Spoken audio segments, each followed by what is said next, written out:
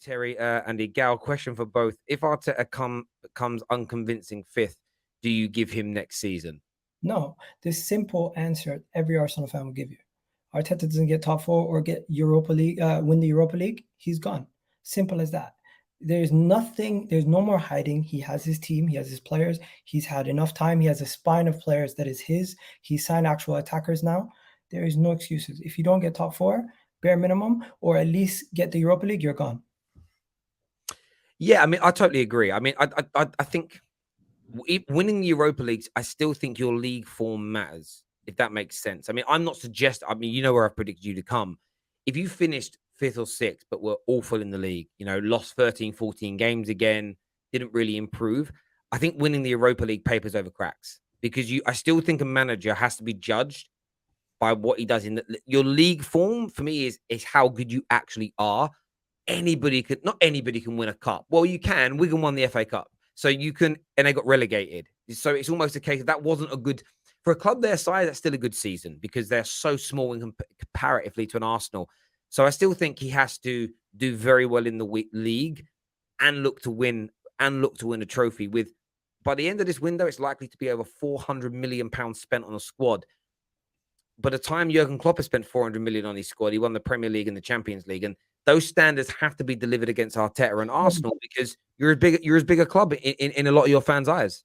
Terry, the end goal, of course, is to always get back to fighting for major trophies. But the level that we are at, we needed that level of investment to get ourselves back into contention with the rest of the top four teams. Our quality of players and the lack of quality in our team was visible over the last couple of years. And if you just say to yourself, oh, look at the price and say, oh, with this price, you need to get to this level. Well, does that apply to every club or does it only apply to the top clubs? Because the lack of quality in majority of these teams, they would need to invest even more than that to even get to our level. When people are talking about Newcastle reaching our level in a couple of years, yeah, but it's going to take them a long time to get there because they need to weed out all their players and bring in a new crop that's of the level to compete with us. Well, yes and no, but if any club drops £400 million on a squad and has a top class manager, they should be in a position to be able to start competing for the top four, and they should be moving towards closing the gap of the people at the top. The reason why the likes of Liverpool, for instance, had so much stick and took so much banter, and this was in the era before social media, up until the Klopp era, was because they'd spent more money in the Premier League up until about 2014 than Man United had done. It's from the start of the Premier League in 1992, 93, up until 2014, they spent more money than Man United. You look at other clubs, you actually go back and look, and these stats they're hidden now. You very rarely see these articles come out, but you look how much Spurs had spent, look how much Liverpool had spent, you look how much Newcastle had spent. You also look how much Aston Villa have spent and never won it. It's embarrassing. Like, if you give someone 400, 500 million pounds to build a squad, I expect them to be in a very good position to be able to challenge any team, especially a top club, because the difference between the top club and the smaller clubs is you're able to maintain that level of spending. And then as those players improve, you have the income and money to be able to improve the contracts to keep them. When you're a smaller club, where it falls down is you start building a very good team, but then those players become stars. They want superstar money, and the clubs can't afford it because salaries are generally a bigger outlay for clubs over a 5-year period than transfer fees can be. So I expect it more from the bigger clubs because you're able to maintain these players. If Saka was currently at West Ham and he was playing at this level, like, how hard is it for them to renew and keep him? Because the bigger clubs come in, can pay more. So the expectation on Arsenal has to be higher than West Ham, than Sunderland, than Wigan. It is. But we also have to be a little bit realistic with where we were and where we're trying to be. Of course, we need to strive for that. No one's saying we're not trying to get there. But a team that still has, you could say, potentially 4 or 5 holes in their team, even after making the signings that we've made already, you don't say to yourself, a team that's ready to compete for the league has to make 4 or 5 signings in a window. You don't say to yourself, a team that needs to compete for a trophy needs to make 4 or 5 signings in their team just to have enough squad depth to get them through the season. Most of these teams that are competing for league titles on a season to season basis only need to add 2 to 3 players per season to strengthen their squad. They don't need to go and sign 5 players every window, which we've had to do over the last 2 to 3 windows. No, I get that, and that's why this year I've turned around and said I think Arsenal need to be finishing solidly in the top four and challenging for a trophy, and closing the gap. By next year, if you're not in a title race, Arteta has to be sacked. So Forget about next year, Terry. I don't think about. I genuinely believe if Arsenal gets into Champions League, we'd be signing the level of caliber of players. There would be statement signings, and the rest of the league would be opening their eyes. I think if the fact that we didn't get Champions League last year, it didn't it put us in a situation where we have to be tempered with the level of quality of players that we're going after. And I agree with that, but my point is this: like Arteta's at a point now where every season there, unless he has credit in the bank for winning major trophies and do it. So if he was to win the Europa League this year and come third and be brilliant, and then next year, like again finishes in the top four, he wouldn't necessarily lose his job. But I look at it along the lines of the only time Arsenal are fully succeeding is when you're challenging for league titles and winning trophies around it.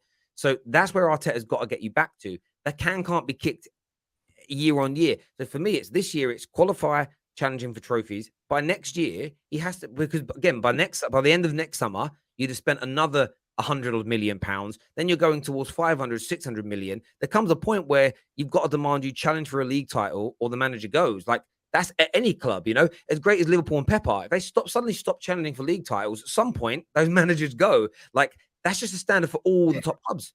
But football is also a crazy sport in the sense, look at Sir Alex Ferguson. First 5 years, he didn't win a thing. Am I wrong? And then when he started winning, it clicked into gear and he didn't stop winning for how many years? So sometimes when you get that first piece of success with a regime that's been working for so long, that's all you need. And then once you've gotten there, you can just sustain it and try to find a way to sustain it. Or you might not ever get there. But if you continue to dig, and when you're so close to getting to catch that gold, and you turn around, you've seen that meme where somebody's digging, trying to go this whole time with a plan, working with the plan, and you divert away from it last minute when you know you're about to get there.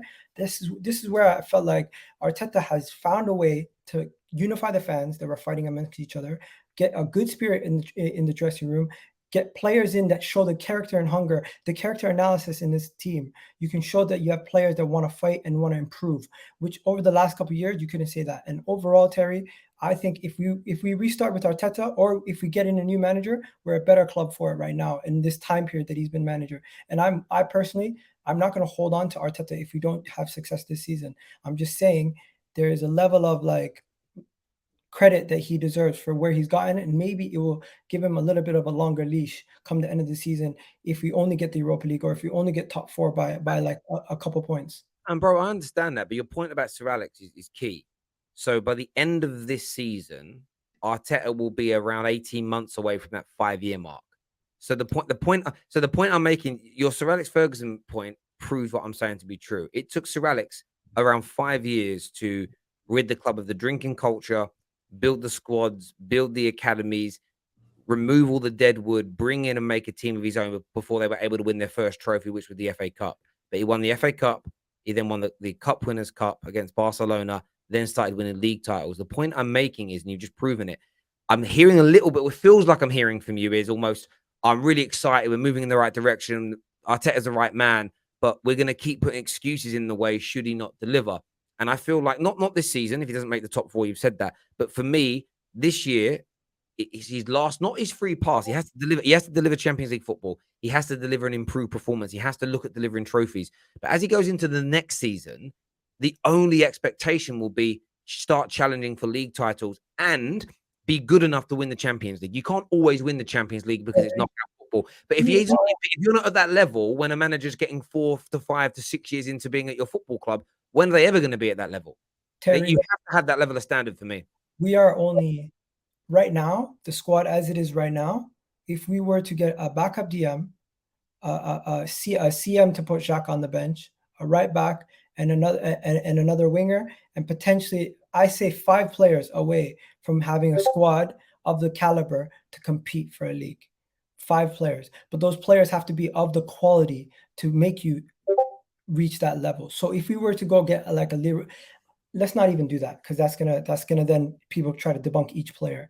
But what I'm saying, you get what I'm saying. If we had 5 more players, like this is basically saying if we have another window where we can bring in the level of quality that we've done over the last 2 seasons, which is difficult with the level of investment, we have to sustain that level of investment, go and get adequate quality, and have a team that has cover in each position and has backups for each position, and have Arteta showing that he has a tactical nuance to manage throughout situations where we do have injuries and have problems. We will compete. If Arteta is not of the level, he'll be found out this season, and we won't get Champions No, League. and I do understand that. There's a comment I want to go to, though. It's a very interesting comment indeed. It Okay, says, but do you disagree? 5 players is realistic. 5 players away from saying we can be competing at the top level with the rest of the no, team. I think 5 players from this point. So, maybe 2 more this year and 3 more next year is absolutely fair. But I hold all managers to that same regard. And, I've said it about Ten Hag. If Ten Hag is still here in 2.5, 3 years' time, I expect us to be moving into that realm where we're going to start challenging. The can can't be kicked forever. There has to be, of course, contextually. Carl B said a minute ago, I can't find his comment now, that teams weren't as good back when Fergie took over. Look, football was just a very different. I disagree. Football was just different. And I know it says here 75 points will get you top 4. Will get you top 4. Sure.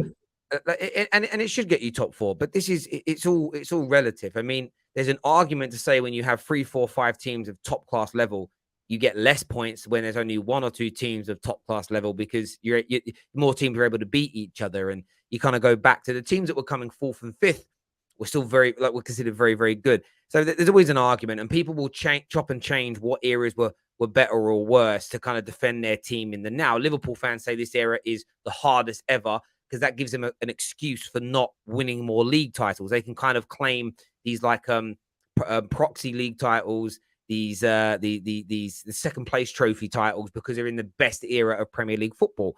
But then, that if we're going to say like the noughties weren't very good, it makes things like the Invincible achievement look less. Well, it's not that big an achievement because you weren't playing against teams that were as good. It means now winning a league with 1 loss is better than winning it with no losses because the league's harder. Then suddenly you'll get gooners go, no, it was hard back then. That's the problem when we readjust things. I don't think the league's got that much harder or that much worse. You can argue now that there aren't as many world-class defenders as there used to be, which means the goal-scoring statistics of players now means they're not as good as players that were scoring less goals 10 years ago. That's why the only true way of actually comparing eras is based on what trophies teams won, not points totals, not completely by the amount of goals somebody scores, because people are always going to chop and change recency bias. Not recency bias, but they're going to chop and change the variables to make their argument win, which is why how you compare how the best team in the noughties versus the best team in the last 10 years is by looking at the trophies that they've won, not the points totals or this unbeaten run or this was changed. It's the trophies. That's my view.